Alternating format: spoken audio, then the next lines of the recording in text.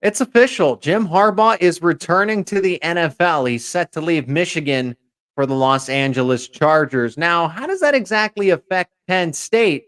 I mean, could the Nittany Lions hypothetically land some Michigan players out of the transfer portal? You are Locked On Nittany Lions, your daily podcast on the Penn State Nittany Lions, part of the Locked On Podcast Network, your team every day. What is going on, Penn State fans? That is right. You are Locked On Nittany Lions. Thanks so much for making us your first listen and watch every single day. We are free and available wherever you get your podcast, part of the Locked On Podcast Network. I'm your host, Zach Seyko, bringing you all things Penn State sports on this show. Today's episode is brought to you by FanDuel. Make every moment more.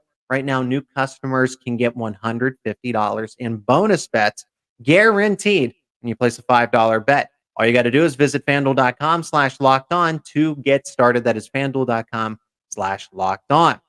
And if you're not already, become an everyday or subscribe to Locked On Nittany Lions on YouTube and wherever you get your podcasts for the latest analysis around all your favorite Penn State sports teams. And I truly mean that, whether it's football, recruiting, men's basketball, men's hockey, wrestling. We've talked about wrestling a lot lately on this show, and they've been very good this season, to say the least. But if you want all of that Penn State sports coverage, you subscribe to this show, Locked On Nittany Lions. Jim Harbaugh's going back to the NFL, signs a deal, has an agreement to go to the Los Angeles Chargers. We still have some more to talk about Penn State and Ohio State, as that episode was a hit. I appreciate all the commentary on that episode, your feedback as part of the discussion, talking about Penn State and Ohio State widening that gap. And then NIL is out of control. We're going to discuss that in the final segment, and that's to say the least. But with Jim Harbaugh going back to the NFL, with it being official, leaving Michigan, how exactly does that affect Penn State? And you got to imagine that the players that are not declaring for the NFL draft might enter the transfer portal. So could Penn State get any of those Wolverines hypothetically? I have to say probably not. With the amount of players that are, let's start with the players that are declaring for the draft, the starters. J.J. McCarthy, Blake Corum, Roman Wilson, a lot of guys on defense as well. But for Michigan, they are set to lose 7 starters on defense and then 10 on offense. So those players are going over to the NFL. But then, okay, Donovan Edwards is coming back. And Penn State doesn't need a running back. But just to give you an example, Michigan, I don't think, is going to lose a lot of transfers, but that's because I expect them to promote Sharon Moore, the offensive coordinator, who coached as the head coach in that game against Penn State. I expect him to be Michigan's next head coach, and that was one of the leading rumors. But one that's been circulating for a long time was Brian Kelly leaving LSU to take the Michigan job. Now, if that happens, that becomes a different story, but this is something that needs to be kept an eye on here. It's not a matter of Jim Harbaugh. It's more on Sharon Moore, because a lot of the players that looked up to Jim Harbaugh that had been there for a long time, the veterans, are leaving to go to the NFL. They can't follow him to the NFL, obviously, because there's a draft and everything. But it's a matter of what is Sharon Moore's situation, and then the defensive coordinator, Jesse Minter. A lot of those players look up to those coaches. And if Minter decides to follow Harbaugh to the NFL, because that's the speculation, is that he would go to the Los Angeles Chargers with Harbaugh and Sharon Moore takes over as the head coach. Okay, so some certain players will stay on the offense, right? Like Donovan Edwards. Maybe that makes a little more sense here. But Michigan's in an interesting situation because defensively, they return a few more starters. Think of Will Johnson, who's a very good cornerback and probably going to go in the first round. Keon Sabb, who came on strong and played a very large role in that championship game against Washington. Those would be the players to immediate look out for if they are going to enter the transfer portal. I mean, my goodness, Caleb Downs just left after Nick Saban retired, left Alabama to go to Ohio State. So Will Johnson, Keon Sabb, just to name the couple of them, the star players on defense that most people recognize. I don't think Penn State has a chance at landing them unless they're going to, and that's why I'm talking about Ohio State more. That's why I'm talking about NIL more in these upcoming segments, because if someone's going to land Will Johnson, it's going to require millions of dollars. Maybe not the same case for Keon Sabb, but Will Johnson is a future first round pick in the NFL. And I can only imagine what Ohio State ponied up to get Caleb Downs to transfer. And same thing with Quinshon Judkins, and that they spent over $13 million allegedly. What is it going to take to get a Will Johnson if he does enter the transfer portal? But that is if Jesse Minter goes to the NFL. And I don't think Penn State's going to pay that. I don't think Penn State is, especially you got AJ Harris and Jalen Kimber out of the transfer portal. You don't really need a cornerback. And I know that he comes in and becomes an instant starter for you. That's not the point. The point is Penn State is not going to do that with its NIL approach.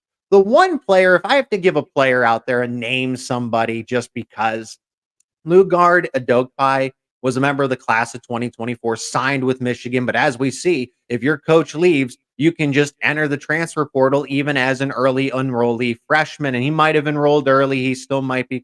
He might leave his letter of intent. Whatever the case is, it's easier than I thought it would be to get out of that commitment if you are a true freshman going into the next season. So Lugard Adokpai, because he was looking at Penn State down towards the final stretch of his recruitment. That could be one that you look out for. 4-star edge defender out of the state of Maryland.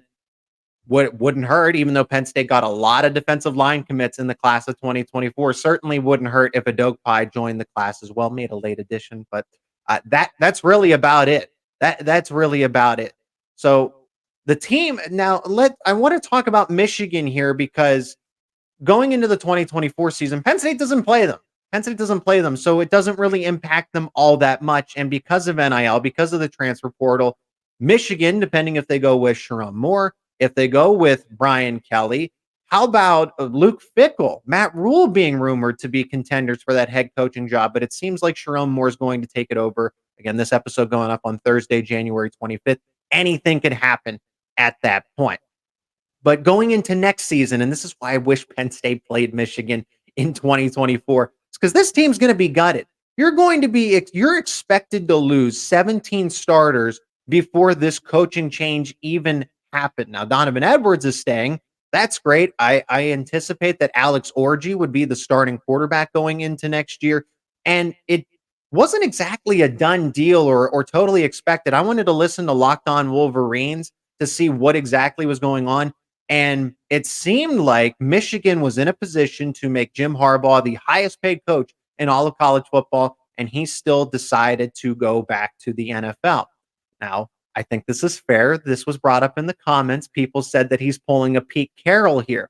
We'll see what's going to happen at Michigan, right? There's a lot of unknown here. Is Jim Harbaugh running from something? Does he truly want to chase after a Super Bowl to add to his resume? All of these things can be true. There could be a storm coming towards Michigan and the program, sanctions, whatever, postseason bans. I don't know. I'm not a part of the NCAA, and I don't know how this works because, as we've seen in the reporting, is that the NCAA is just kind of sat on everything. What are they waiting for? Are they going to make an announcement about sanctions? Who knows? But the Wolverines in 2024 are set up to be pretty bad. I must say, whether it's Sharon Moore, it's different if you bring in an outside coach, and it's not Sharon Moore's fault because I don't know how much smack I want to talk at Sharon Moore. Being the interim head coach, came into Beaver Stadium and beat Penn State. But Michigan is in a really bad position with the way the transfer portal is set up, and that's my point. The transfer portal, when your head coach leaves, players have a 30-day window to enter into the transfer portal. And Jim Harbaugh just left after the transfer portal closed. You can't enter in unless your coach leaves. So people understand what I'm talking about here. Michigan players can exit, but Michigan can't go out and recruit any of its own, especially if Sharon Moore becomes the head coach. Now it's different. Brian Kelly, hypothetically, right? I don't know if this is a true rumor or not, or a serious rumor. Where there's smoke, there's fire. Brian Kelly, hypothetically, goes to Michigan and then would be able to recruit former LSU players because they are allowed to leave. Since there's the 30-day window of your head coach leaving, you can enter the transfer portal.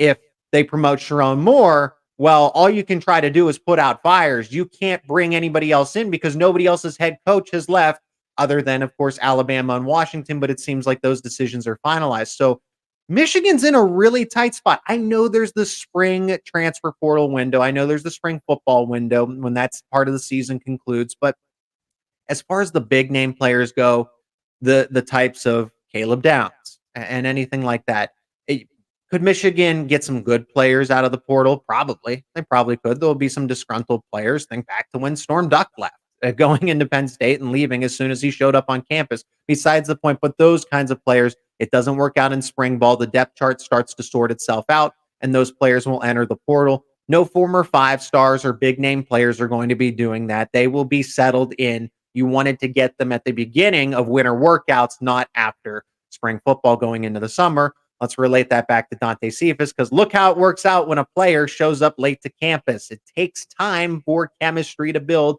and to get used to the system. So between losing all the players to the draft, not having players that you can recruit since the transfer portal is currently closed. Jim Harbaugh is a good coach. Forget the alleged cheating for a second. He's still a very good coach. He's won wherever he's been: Stanford, the San Francisco 49ers, San Diego, and now University of San Diego University, and now the Los Angeles Chargers. He's got a thing for California. That's his third stint and fourth stint now of coaching a team in California, may I add. But you can't recruit anybody to join Michigan. And then that schedule in 2024, you're playing Texas, who's probably going to contend for the national title again with Steve Sarkisian, and then the expanded Big Ten.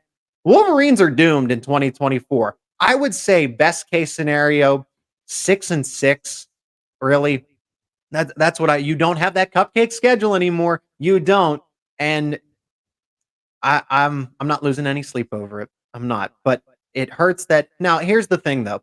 As much as I would like to see Penn State beat up on a weakened Michigan team, I also want them to play at full strength, because then it doesn't mean as much. It doesn't mean that, oh, the Nittany Lions beat Michigan, exact their revenge, whatever the hypothetical score is, with a full strength Penn State and a hindered Michigan. Yeah, that's all nice and well, but it doesn't hold the same value. So 2025 is when Penn State can do just that. We'll see how it goes, but Michigan can reinvent itself because of the transfer portal, because of NIL, whoever the coach is in that year's time. So I can't make any predictions to say, oh, Penn State's set up nicely in 2025 and Michigan is not. We won't know until that time rolls around. But yes, it would have been nice to get that revenge. However, but I got to admit, it wouldn't have held the same type of appeal had it happened. But Penn State does play Ohio State in 2024, and I've already talked about it a lot. And I don't think people are talking about it enough. I really don't. With Bill O'Brien and the way that Ohio State has been active with NIL and the transfer portal, the Buckeyes are a national title contender, a serious one, probably the lead one at this point. But what else? Am I giving Penn State enough credit here? Am I really writing them that far off from Ohio State? Let's discuss that more in the upcoming segment. Today's episode is brought to you by eBay Motors. Passion, drive, and patience. It's what brings home the winning trophy. It's also what keeps your ride or die alive. eBay Motors has everything you need to maintain your vehicle and level it up to its peak performance. From superchargers and roof racks, exhaust kits, LED headlights, and more. Whether you're into speed, power, or style, eBay Motors has got you covered. With over 122 million parts for your number one ride or die, you'll always find exactly what you're looking for. And with eBay Guaranteed Fit, your part is guaranteed to fit your ride every time or your money back. Because with eBay Motors, you're burning rubber, not cash. With all the parts you need at the prices you want, it's easy to turn your car into that MVP and bring home that win. Keep your ride or die alive at ebaymotors.com. That's ebaymotors.com. Eligible items only. Exclusions apply. eBay Guaranteed Fit, only available to U.S. customers. And the Locked On Podcast Network is making history. Locked On has launched the first ever national sports 24/7 streaming channel on YouTube. Locked On Sports Today is here for you 24/7, covering the top sports stories of the day with the local experts of Locked On, plus the national shows covering each and every league. Go to Locked On Sports Today on YouTube and subscribe to the first ever national sports 24/7 streaming channel.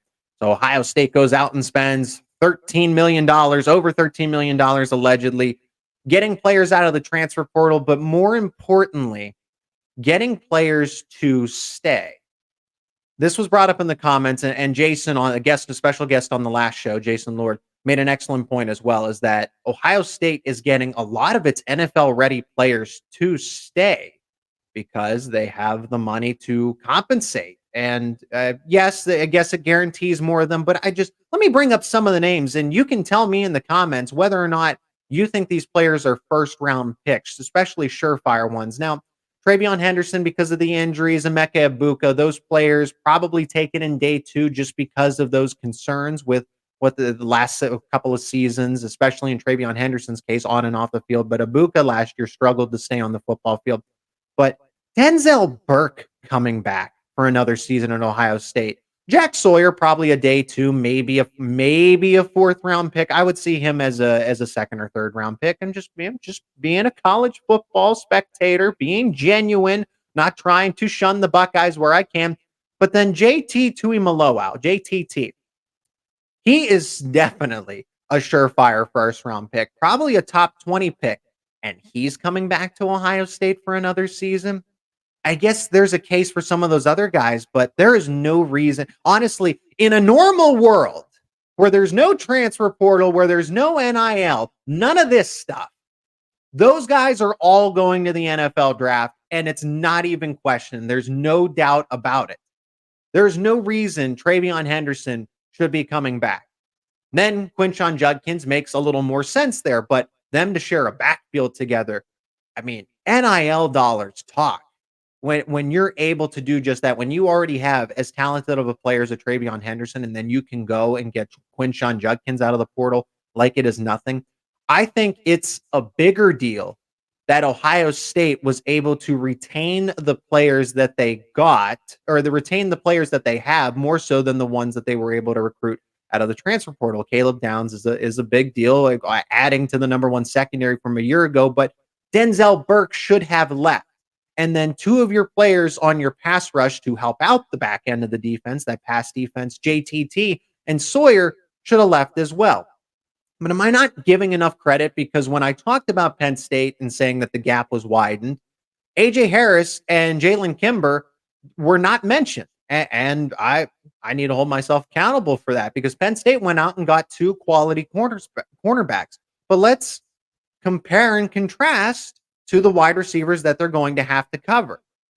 Are they going to be able to cover Emeka Egbuka, Carnell Tate, Brandon Inniss, Jeremiah Smith even? Jeremiah Smith is I would say probably one of the best wide receiver prospects in the past decade. Can those two guys cover any of those four that I just named? And then Penn State picks up Julian Fleming, I don't mean to be so disrespectful, but essentially the cast-off here, because Ohio State's moving forward with more reps for Brandon Inniss and Carnell Tate, and Julian Fleming wasn't in their plans. Yes, it's nice that he returned home to Pennsylvania to go to Penn State, but still, Ohio State obviously made certain decisions. And yes, I saw in the comments, Kyle McCord wasn't forced into the transfer portal. If he wasn't guaranteed a starting spot, that's your returning starting quarterback. And he led you to an 11-1 season, and you lost to Michigan by a touchdown. He was not a bad quarterback. He wasn't. But back to focusing on Penn State here, because Penn State, from a talent standpoint, still is what it is. They're a good team. They are a college football playoff team. And when I say that now, it's the 12-team playoffs. You have to put that into perspective here. But in order for Penn State to keep up, they're going to have to be ready to spend the NIL money, because that's exactly what Ohio State did. The point is here, Ohio State went out and had an initiative to not only get players like Caleb Downs out of the portal, Quinshon Judkins, but to keep Denzel Burke, who I could argue is a first-round pick.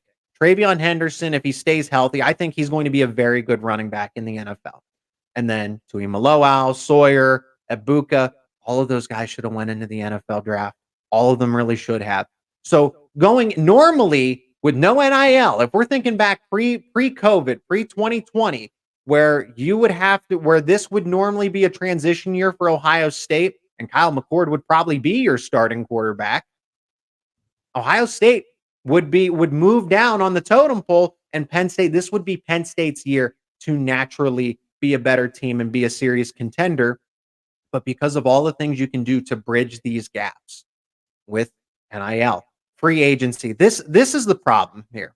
And this is a perfect transition into my third and final segment. This is free agency at the college level. Everybody knows this, with no salary cap. And I have no problem with name, image, and likeness. I don't. I'm going to tell you what my problem is, because NIL is out of control. There needs to be something put into place. I'm going to explain what that is. There's a very simple solution, but I got a rant for you about why NIL is out of control and what it's doing to fan bases nationwide. That's coming up next here on Locked On Nittany Lions.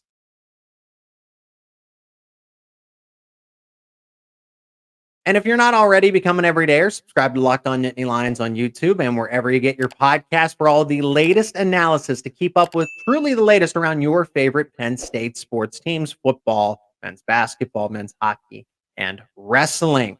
In this final segment, I'm frustrated because, and I wanted to do a rant about this for a while now, but with all of the recent rumors and, again, allegedly, that Ohio State spent, and they've admitted this, that Ryan Day has said, we need to spend $13 million in order to make our program competitive at the highest level.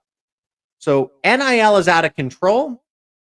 The NCAA is responsible, but fan bases fronting the bill for their teams to be competitive, because now the conversation becomes, oh, fans need to pick up the check. If Penn State, donate to Happy Valley United, donate to Penn State, get more involved, because Penn State is going to be left behind and Ohio State is just going to continue to win, and whoever else, right? Texas, Florida, all those teams, all the schools. And this is the age we're in, but it's disgusting. It's truly disgusting that you have to say, well, the fans need to pick up the check if you want Penn State to make the college football playoff and win a national title game.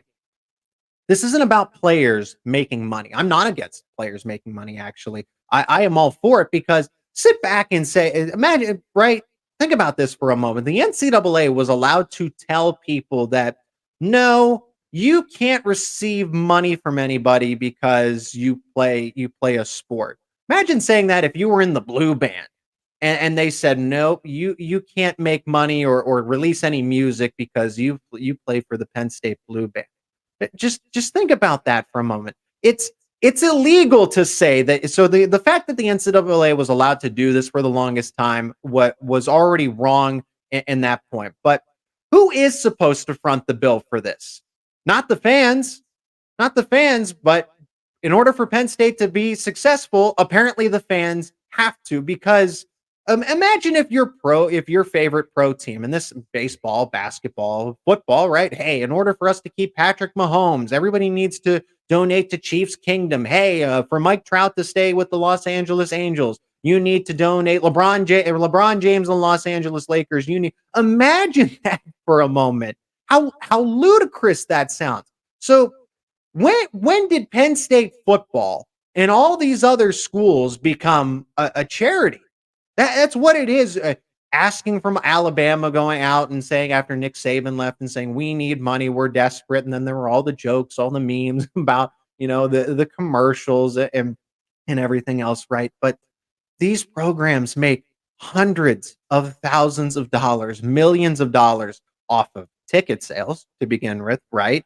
Box seats, parking passes, food, now alcohol, Beaver Stadium, beer sales, and merchandise. But it's the fans that need to stay up. People might think we're at this point in the segment, and people might think that, oh, he's angry at Penn State for asking, or he's angry that Alabama would ask its fans to do that. I'm not blaming Penn State. I'm not blaming Pat Kraft. I'm not blaming James Franklin. I'm not blaming any university, actually. I'll tell you who I'm upset at.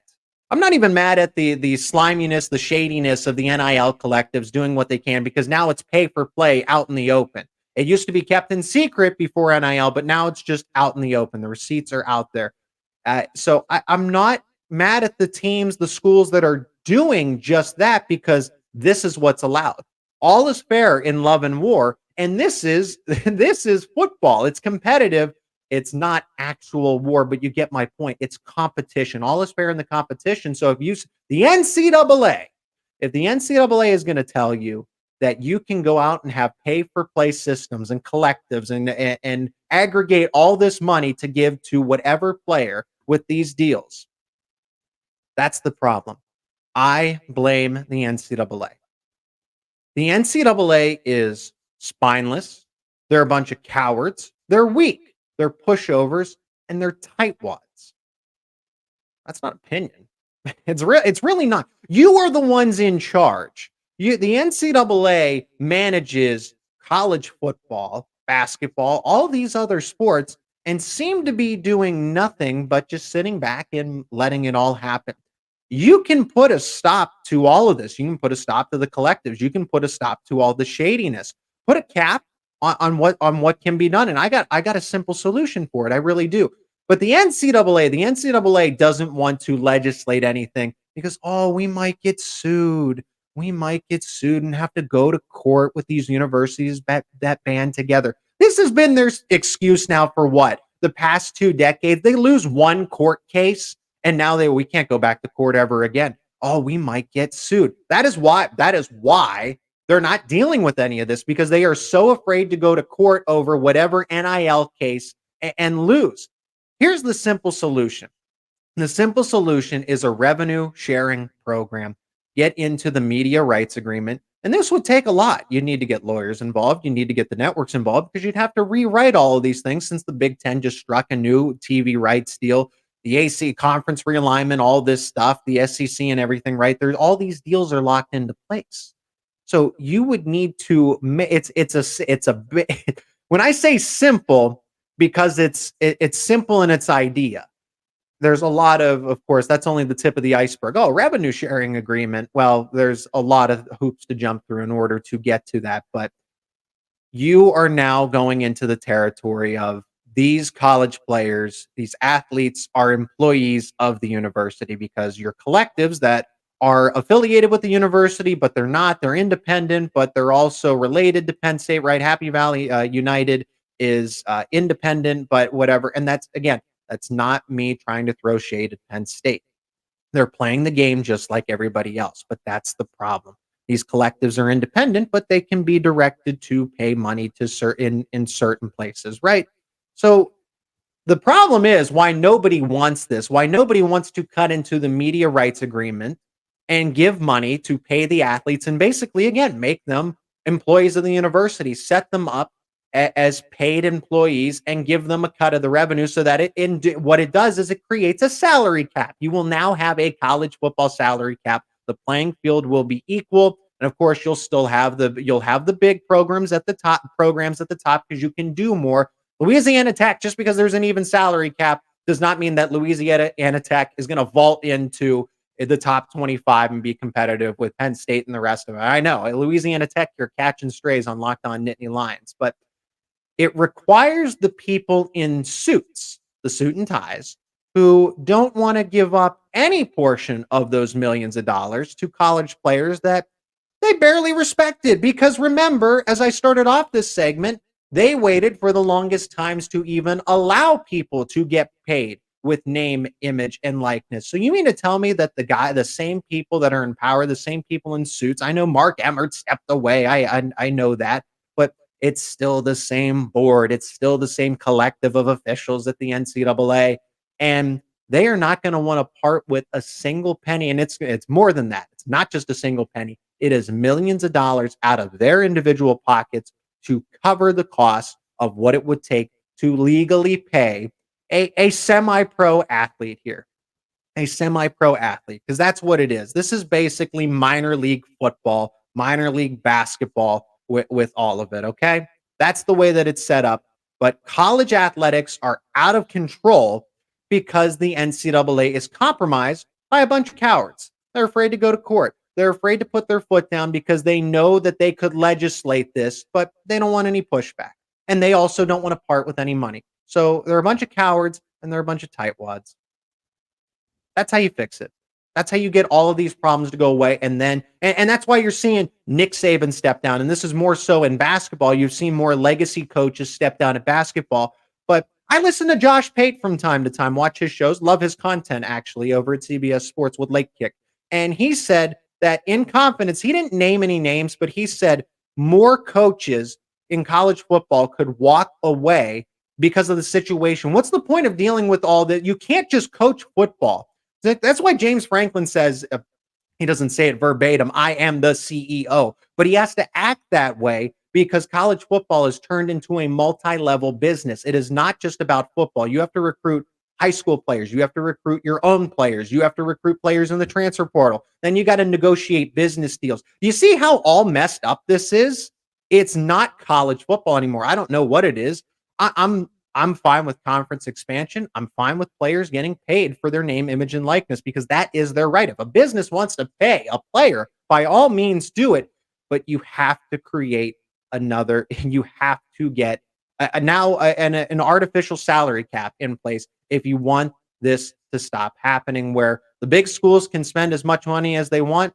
And then all those other smaller schools that used to be in and around the top 25 will never sniff it again, never sniff the college football playoff because the NCAA is too afraid of a little bit of pushback.